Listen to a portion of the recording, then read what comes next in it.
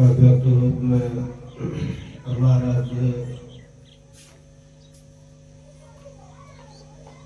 सदगुरु के श्री चरणों में अनंत बार नमन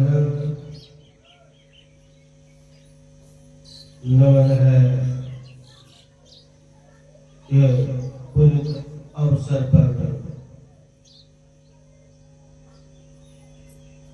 आए हुए गंजानंद जी महाराज के श्री चरणों में अनंत बार नमन है। यह सिद्ध पीठ पर विराजमान सर्वत्र सभी संत के श्री चरणों में सामूहिक रूप से सामर्थ्य साहेब बंदगी के रूप में संत सदगुरु जी के पास जो पहुंचे हुए हैं, इस धराधाम पर आए हुए संत जन तथा माता एवं बहनों, सबके हृदय कंज में बसे हुए परमात्मा को अनंत बार नमन है। पूज्य कामलेश्वरी बाबू पिताजी के श्री चरणों में जो उनकी पुण्यतिथि भी इसमें है और वह बच्ची के मांगलिक समय जो आया है मंगल बनेगी, तो कहते हैं जीव आत्मा और परमात्मा से मिलन जब होता है तभी जीव का मंगल होता है। एक दैहिक सुख के बाहरी सुख के लिए एक मंगल होता है और जीव को अपने अंतर में जब पहुंचते हैं, आत्मा और परमात्मा का मिलन होता है, तब जीव को मंगल मूर्ति बनते हैं। लंका में विभीषण जी ने कहा था, काम क्रोध मद लोभ के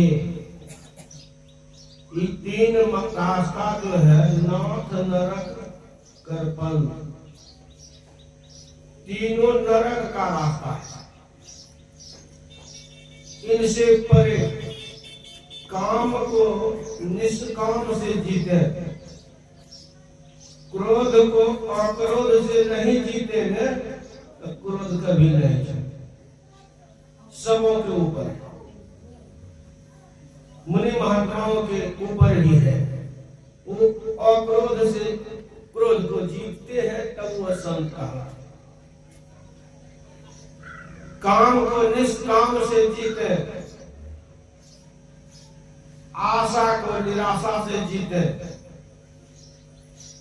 और आत्मा को परमात्मा में लगा करके जीतना हो। जब तक परमात्मा में नहीं लगेंगे, गुरु महाराज वाणी में सुनाया गया, गुरु हरि चरण में प्रीति न, तो गुरु महाराज के चरण में प्रीति हो, युग काल क्या करे।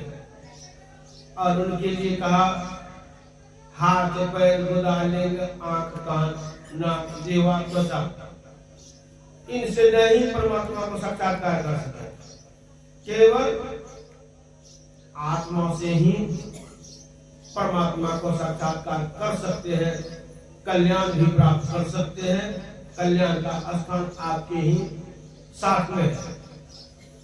मन को अगर वहां रखेंगे संभाल करके, तो मन कहते हैं जब तक पिंडस्थ में जाते हैं मन गलता नहीं है, मन को बंद करता है।